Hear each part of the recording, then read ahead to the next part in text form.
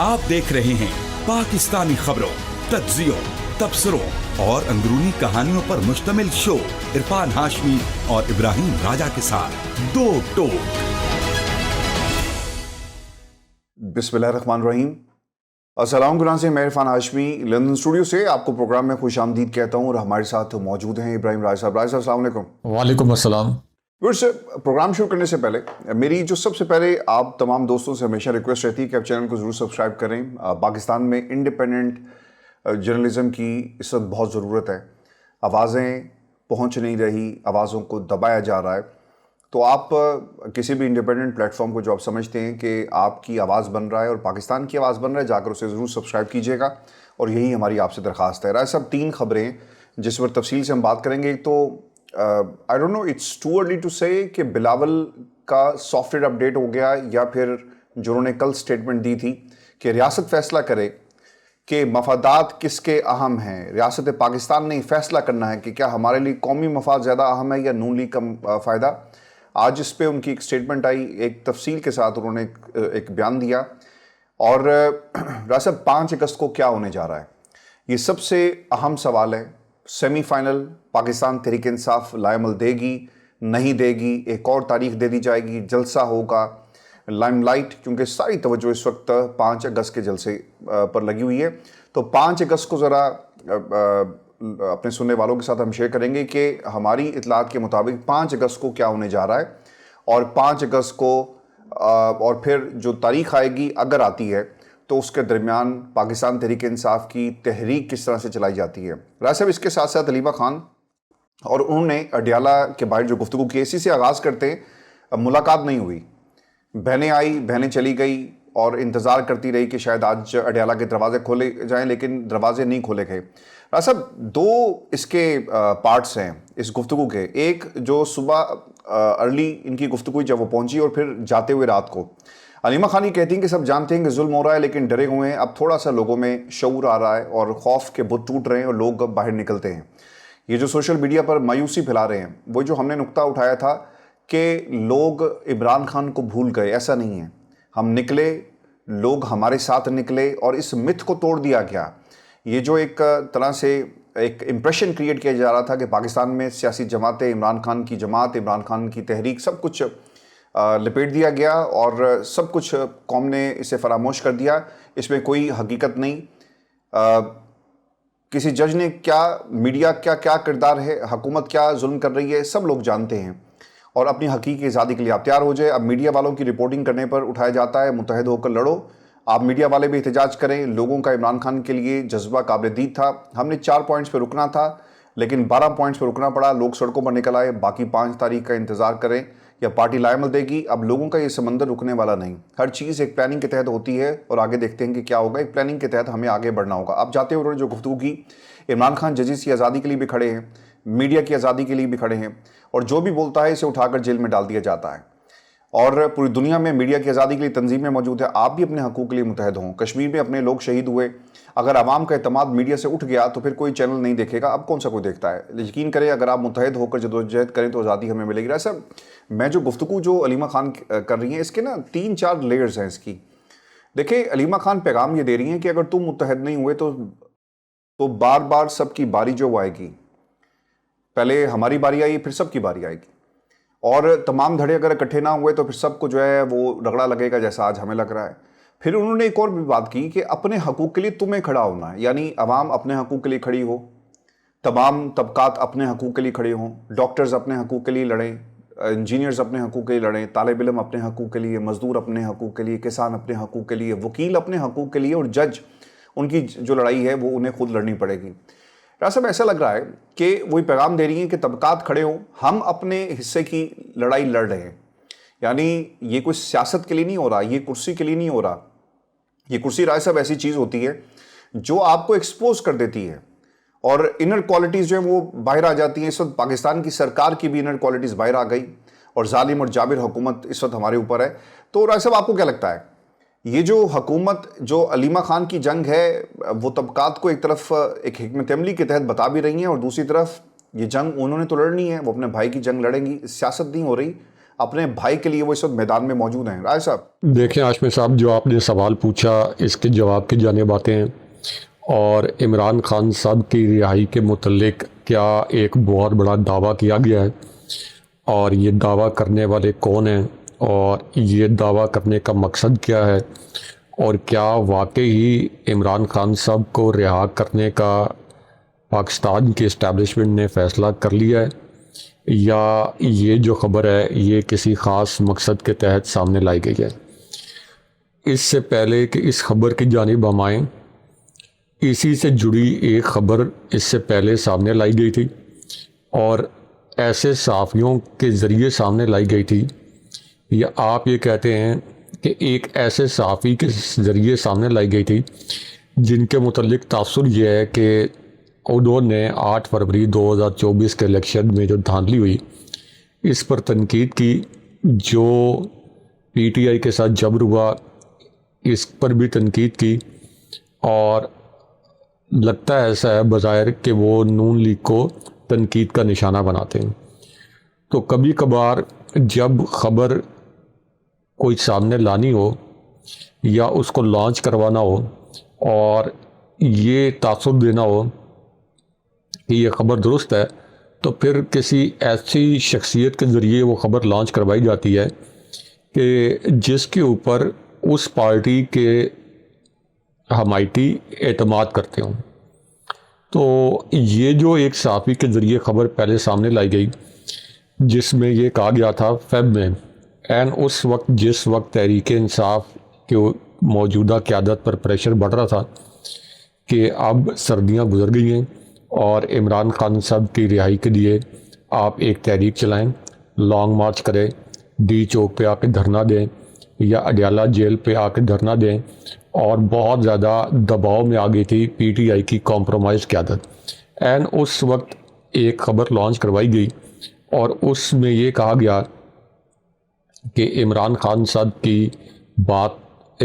صاحب کے ساتھ ملاقات ہو گئی ہے ایک بہت اہم شخصیت کی، اور اسی کڑی کے ساتھ ایک اور کڑی ملا کے کہا گیا کہ ایک عسکری ریٹائرڈ شخصیت کی بھی ملاقات ہو گئی ہے.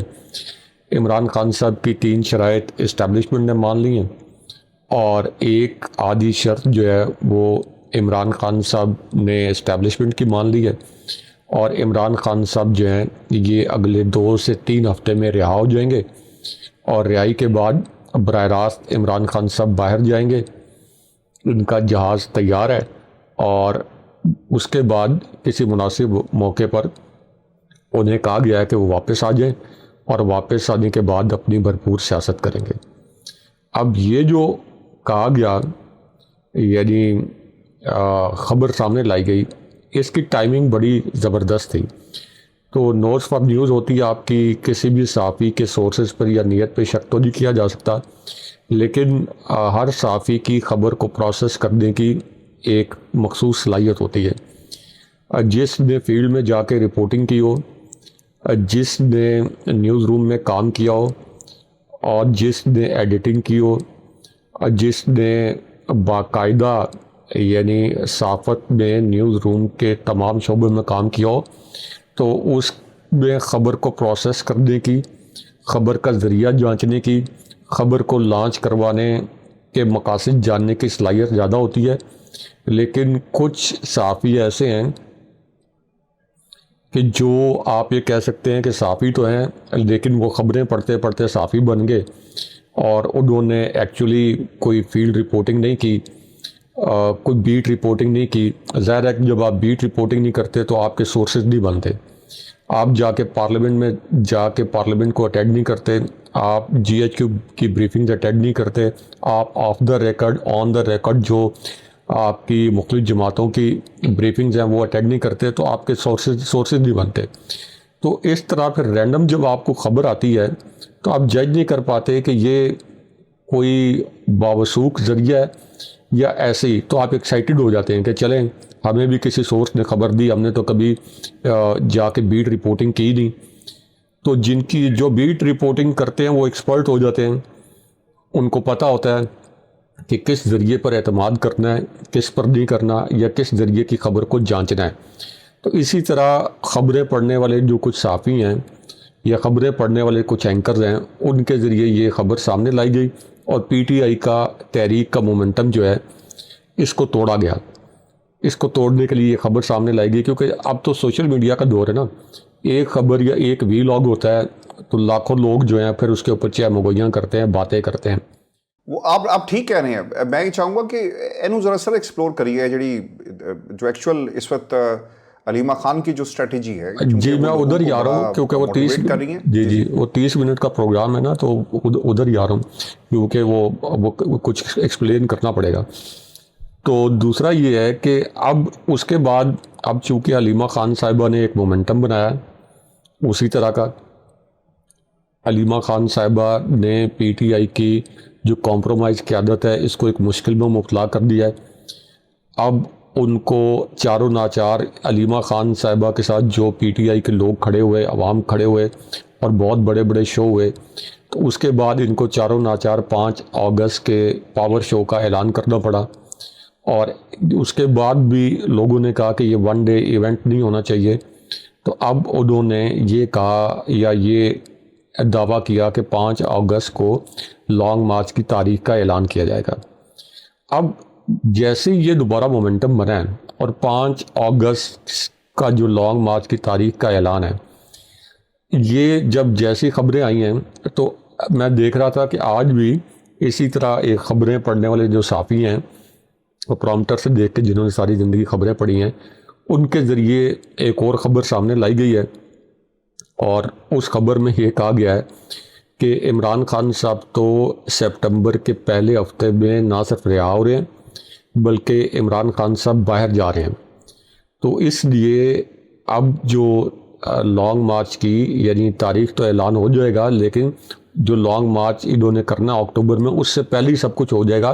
تو اس وقت ضرورت نہیں ہے کہ کسی مہاجرائی کی, یعنی اس وقت کسی بھی قسم کی تحریک چلانے کی یا اسٹیبلشمنٹ یا جعلی فارم 47 کا جو نظام ہے اس کوئی ایسا اقدام نہ کریں کہ جس سے یہ اریٹیٹ ہو, یہ نظام اریٹیٹ ہو. تو یہ جو خبر ہے یہ میں آپ کو بتا رہا ہوں کہ یہ بھی 100% غلط ہے. کسی کے سورسز کے اوپر ہم شک نہیں کرتے, لیکن یہ بھی وہ خبر کو پروسیس کرنے والا معاملہ ہے کہ خبر کو پروسیس نہیں کیا گیا, اس کو کاؤنٹر چیک نہیں کیا گیا, 2-3 ذرائع سے چیک نہیں کیا گیا.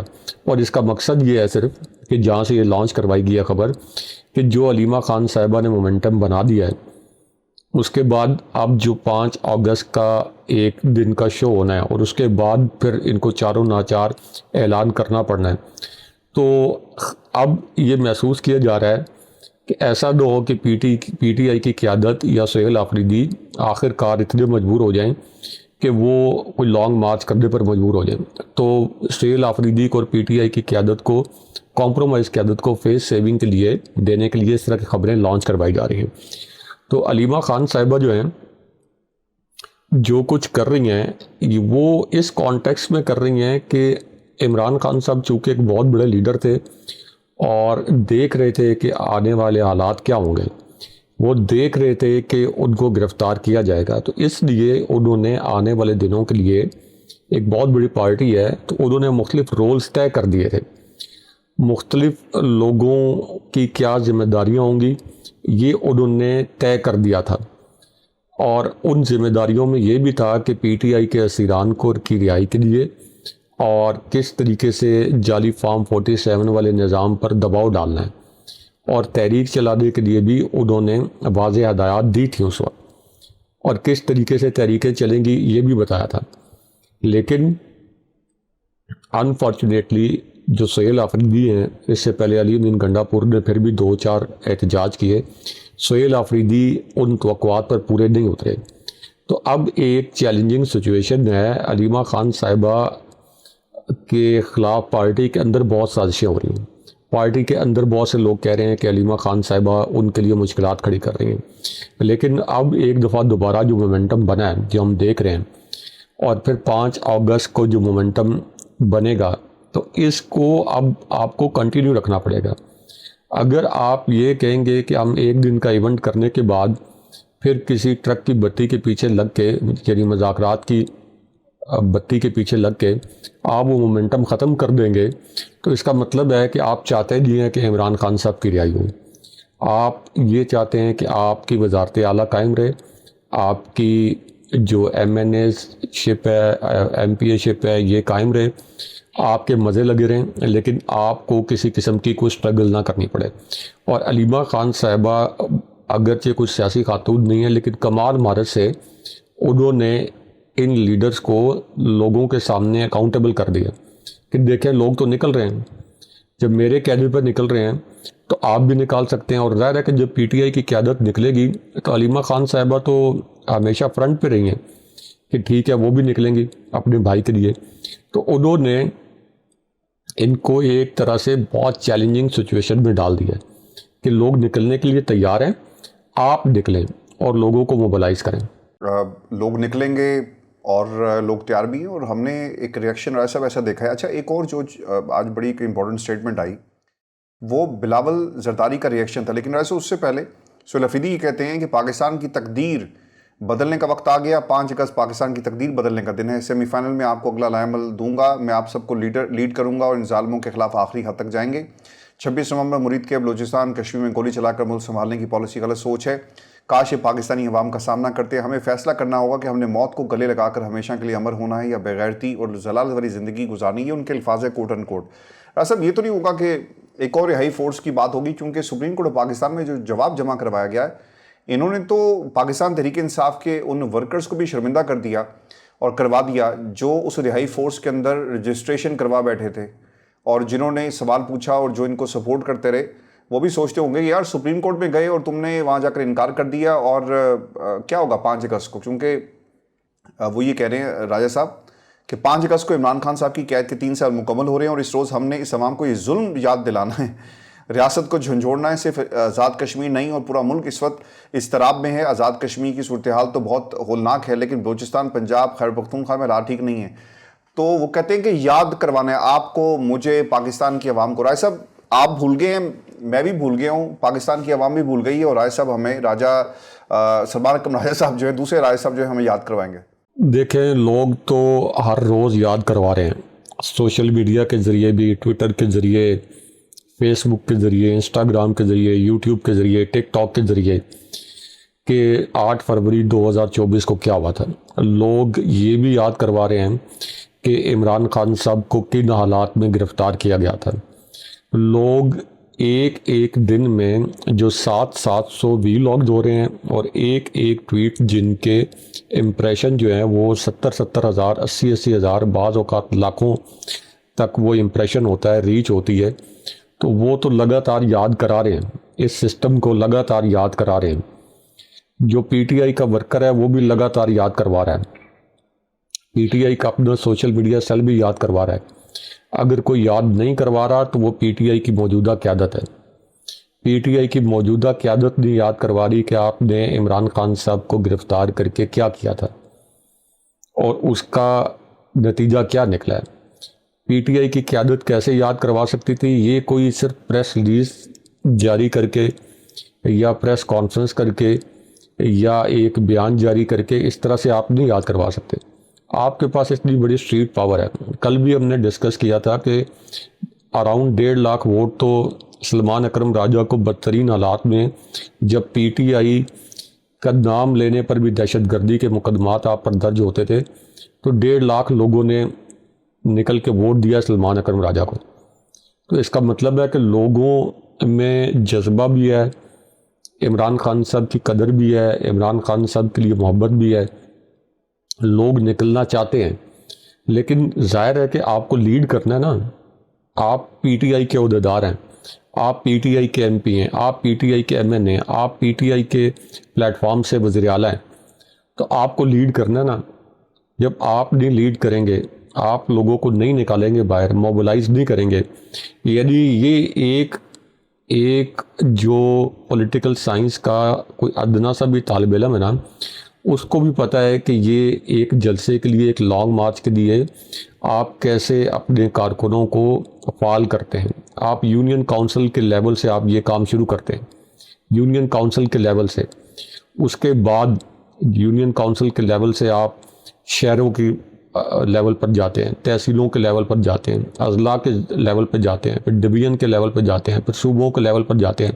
یہ پوری آپ کی ہر پارٹی کی اپنی ایک تنظیم سازی ہوتی ہے, اور یہ کوئی بہت بڑا کام نہیں ہے. اور ایسا بھی نہیں ہے کہ پی ٹی آئی نے پہلے کیا نہیں ہے. کتنے مختصر نوٹس پہ مینار پاکستان پر ریکارڈ توڑ جلسے کیے ہیں. اسلام آباد کا جو پریڈ گراؤنڈ ہے وہاں کتنا بڑا جلسہ کیا تھا پی ٹی آئی نے. اسی طرح پی ٹی آئی نے پاکستان کے ہر شہر میں, کراچی میں کتنے ریکارڈ توڑ جلسے کیے ہیں بہت مختصر نوٹس پہ. تو لوگ تو ہمیشہ نکلنے کے لیے تیار رہتے ہیں, لیکن اصل ایشو یہ ہے کہ آپ لوگوں کو نکالیں, لیڈ کریں. لوگ خود, یعنی مثال کے طور پر اگر کوئی 401 محلے کے اندر 400 گھروں کے اندر 300 گھروں میں پی ٹی آئی کے لوگ بیٹھے ہیں, تو وہ خود بخود تو ڈسکس کر کے نہیں نکلیں گے نا, ان کو کوئی نہ کوئی تو لیڈ کرے گا نا. ایک فطری معاملہ ہے نا, ایک قدرتی معاملہ ہے. آپ نے ایک بات کی نا کہ گراؤنڈ لیول سے یونین کونسل سلمان اکرم راجہ کون سا کوئی, وہ تو آئے کیسز تھے خان صاحب کے 300 کیسز. وکلا نے ایک ماحول بنایا کہ جناب ہم اس تحریک کو لیڈ کریں گے اور زبردست ہوگا وکلا تحریک, اور اس طرح سے اس کو ہائی جیک کیا گیا. میں تو خیر اس کا آئی وٹنس بھی ہوں. جن لوگوں نے یہ تحریک چلائی پاکستان میں عدلیہ کی, اور اس کے بعد جس طرح سے علی احمد کرد and rest of the company, Hamid Khan, Salman Akram Raja group, Latif Khosa group, جو جا کر بہنوں کو غلط رپورٹ اور خان صاحب کے سامنے غلط بیانیاں بناتے رہے. سب بلاول بھٹو کے حوالے سے ایک بہت ہی اہم آج ایک ریئیکشن آیا. اچھا, انہوں نے ایک جملہ کہا تھا کہ پاکستان کی ریاست کو, یعنی ریاست کو یہ فیصلہ کرنا ہوگا کہ ہم نے ریاست کی بات کرنی ہے, یہ ریاست کا مفاد زیادہ اہم ہے یا پھر نون لیگ کا مفاد جو زیادہ اہم ہے. اب اس کے اوپر ان کا ریئیکشن آ گیا. وہی کہتے ہیں کہ ریاست سے میری مراد اسٹیبلشمنٹ نہیں تھی, حکومت نہیں سمجھتا, اس لیے میں نے کوئی عہدہ لیجیٹیمیٹ, یعنی اس حکومت کو میں لیجیٹیمیٹ نہیں سمجھتا, اس لیے میں نے کوئی عہدہ نہیں لیا اور نہ ہی کوئی وزارت قبول کی. الیکشن کے بعد مجھے وزیر اعظم بننے کی آفر بھی ہوئی, 2.5 سال کے فارمولے پر بات ہوئی, لیکن ہم نے اسے قبول نہیں کیا کیونکہ ہمارا موقف تھا کہ اس حکومت کے پاس عوامی مینڈیٹ نہیں ہے.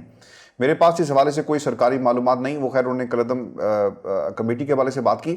لیکن صاحب جو $1 ملین سوال ہے کہ اگر آپ اس حکومت کو لیجیٹیمیٹ نہیں سمجھتے, ایک جعلی مینڈیٹ ہے, تو پھر آپ بیٹھے کیوں ہیں؟ اس کا مطلب یہ کہ آپ اس کا حصہ ہیں, یعنی ایک حکومت جو بینیفیشری ہے اس نظام کی, ایک حکومت جو غلط فیصلے کرتی ہے, ایک ایسی حکومت جس کے پاس عوام کی سپورٹ نہیں ہے. آپ نے اپنی سپورٹ کے تحت اسے لیجیٹیمائز کر دیا پاکستان کے اندر.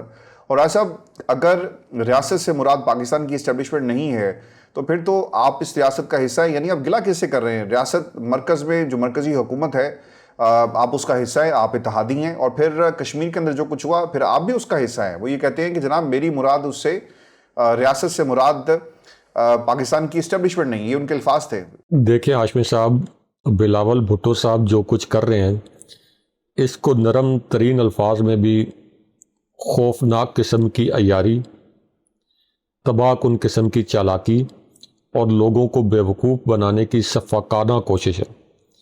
آپ یہ کہہ رہے ہیں کہ مسلم لیگ نون ایک جعلی مینڈیٹ کے اوپر اقتدار میں آئی. تو شہباز شریف جب پرائم منسٹر بنے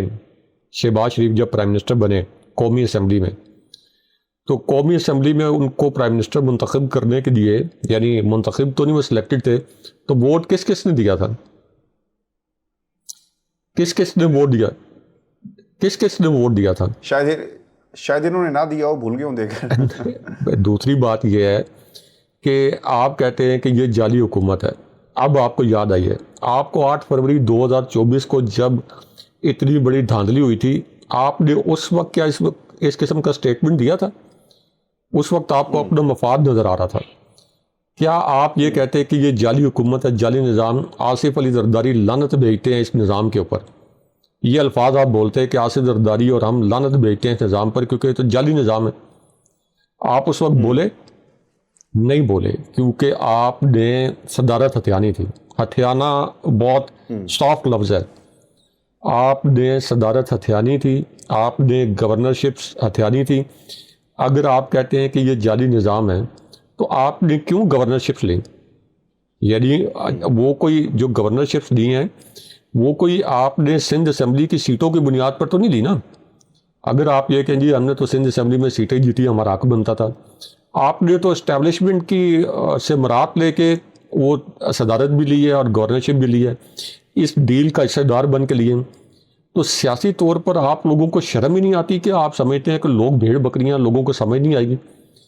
آپ کہتے ہیں کہ یہ جعلی نظام ہے، تو آپ تو جعلی نظام کے سرخیل ہیں، آپ جعلی نظام کے حصہ دار ہیں۔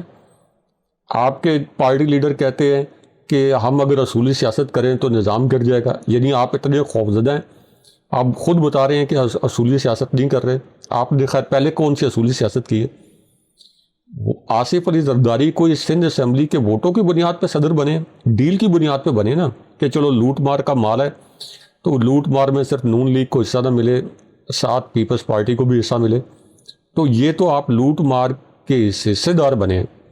تو آپ کہتے ہیں کہ جی یہ حکومت جو ہے یہ جعل ساز ہے اور ہم تو حکومت کا حصہ نہیں ہیں۔ اور کس طرح سے آپ حکومت کا حصہ ہوں گے؟ اگر جعل ساز حکومت ہے تو شہباز شریف کس طرح پرائم منسٹر بنے؟ اور اس کے علاوہ آپ یہ دیکھیں کہ گلگت بلتستان میں بھی ایک انڈرسٹینڈنگ تھی ان کی۔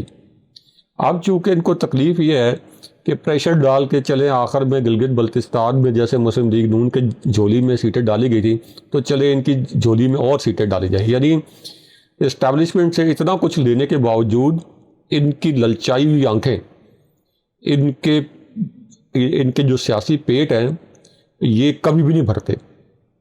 ہر وقت لوگوں کے اوپر کیا بیت رہی ہے، لوگ کس قسم کی معاشی مشکلات کا شکار ہیں، لوگ خودکشیاں کر رہے ہیں، آپ کی معیشت مکمل طور پر بیٹھ گئی ہے، لیکن ان کا انٹرسٹ ہے گلگت بلتستان میں ہمیں لوٹ مار کے مطابق سیٹیں، آزاد کشمیر میں لوٹ مار کے مطابق سیٹیں، اور لوٹ مار میں ہمیں برابر حصہ دیں، نہیں دیں گے تو ہم تھوڑی سی اونچی بات کریں گے، ہم کہیں گے کہ ریاست یہ کر رہی ہے وہ کر رہی ہے، لیکن عوام کے لیے کبھی کوئی بات نہیں کریں گے۔ یہ اصل میں ان کی حقیقت ہے۔ یہ ہماری آج کی ویڈیو تھی، اپنے کمنٹس ضرور بھیجیے گا، چینل کو سبسکرائب کرنا مت بھولیں۔ مجھے اور ابراہیم راج صاحب کو اجازت دیجیے، اللہ کے بعد۔